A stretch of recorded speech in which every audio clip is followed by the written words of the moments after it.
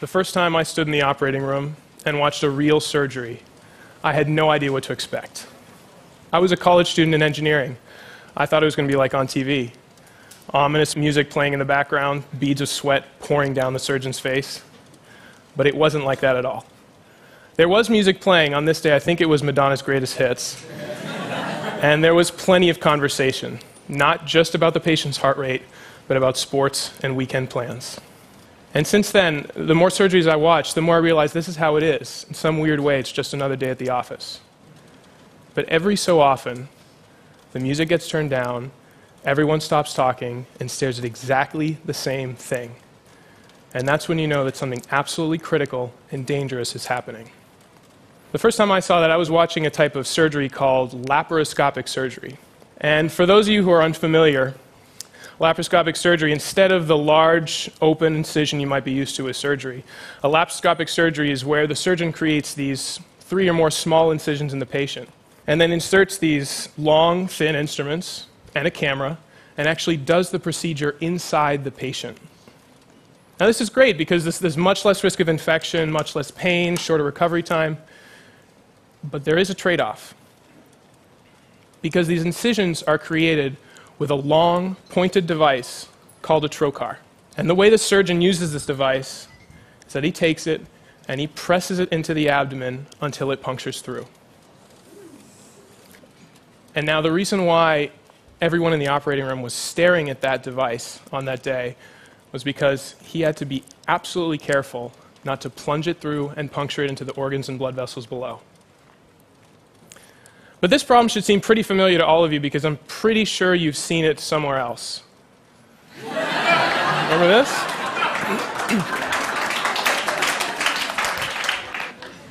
You knew that at any second that straw was going to plunge through, and you didn't know if it was going to go out the other side and straight into your hand or if you were going to get juice everywhere, but you were terrified, right? Every single time you did this, you experienced the same fundamental physics that I was watching in the operating room that day. And it turns out it really is a problem. In 2003, the FDA actually came out and said that trocar incisions might be the most dangerous step in minimally invasive surgery. Again, in 2009, we see a paper that says that trocars account for over half of all major complications in laparoscopic surgery. And oh, by the way, this hasn't changed for 25 years. So when I got to graduate school, this is what I wanted to work on. And I was trying to explain to a friend of mine what exactly I was spending my time doing. And I said, it's like when you're drilling through a wall to hang something in your apartment, right? There's that moment when the drill first punctures through the wall, and there's this plunge, right? And he looked at me and he said, "You mean like when they drill into people's brains?" And I said, "Excuse me?" And then I looked it up, and they do drill into people's brains. A lot of neurosurgical procedures actually start with a drill incision through the skull. And if the surgeon isn't careful, he can plunge directly into the brain. So this is the moment when I started thinking, okay, cranial drilling, laparoscopic surgery, why not other areas of medicine? Because think about it, when was the last time you went to the doctor and you didn't get stuck with something, right? So the truth is, in medicine, puncture is everywhere. And here are just a couple of the procedures that I've found that involve some tissue puncture step.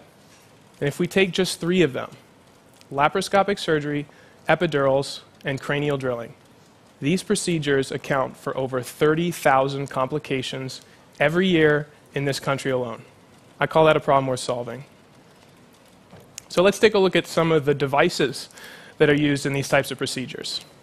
So I mentioned epidurals. This is an epidural needle. It's used to puncture through the ligaments in the spine and deliver anesthesia during childbirth. Here's a set of bone marrow biopsy tools. These are actually used to burrow into the bone and collect bone marrow or sample bony lesions. Here's a bayonet from the Civil War. If I had told you it was a medical puncture device, you probably would have believed me, right? Because what's the difference?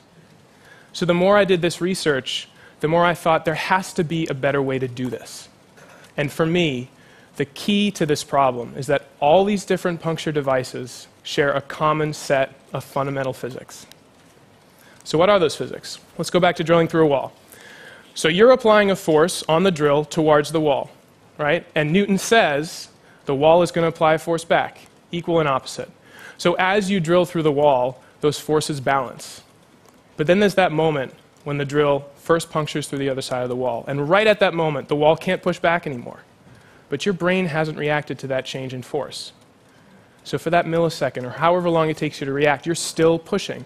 And that unbalanced force causes an acceleration. And that is the plunge. But what if right at the moment of puncture, you could pull that tip back, actually oppose the forward acceleration? That's what I set out to do. So imagine you have a device, and it's got some kind of sharp tip to cut through tissue. Now, what's the simplest way you could pull that tip back? I chose a spring. So when you extend that spring, you extend that tip out so it's ready to puncture tissue. The spring wants to pull the tip back. So how do you keep the tip in place until the moment of puncture? I use this mechanism. When the tip of the device is pressed against tissue, the mechanism expands outwards and wedges in place against the wall. And the friction that's generated locks it in place and prevents the spring from retracting the tip. But right at the moment of puncture, the tissue can't push back on the tip anymore. So the mechanism unlocks and the spring retracts the tip. Let me show you that happening in slow motion. This is about 2,000 frames a second, and I'd like you to notice the tip that's right there on the bottom about to puncture through tissue. And you'll see that right at the moment of puncture, right there, the mechanism unlocks and retracts that tip back. I want to show it to you again a little closer up. So you're going to see this sharp bladed tip, and right when it punctures that rubber membrane, it's going to disappear into this white blunt sheath. Right there. That happens within 4/100ths of a second after puncture.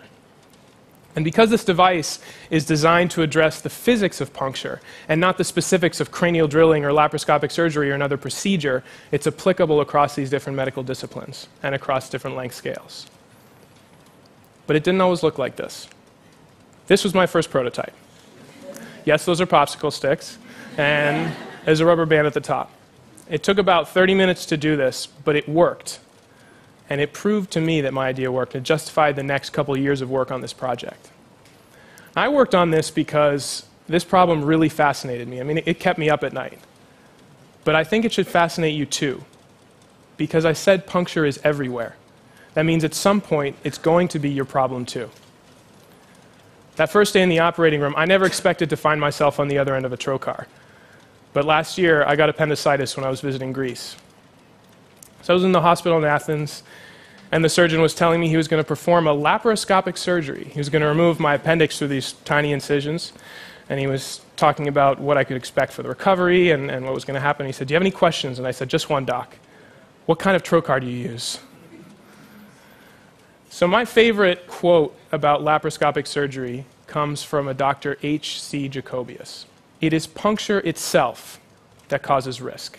And that's my favorite quote, because H.C. Jacobius was the first person to ever perform laparoscopic surgery on humans, and he wrote that in 1912. So this is a problem that's been injuring and even killing people for over 100 years.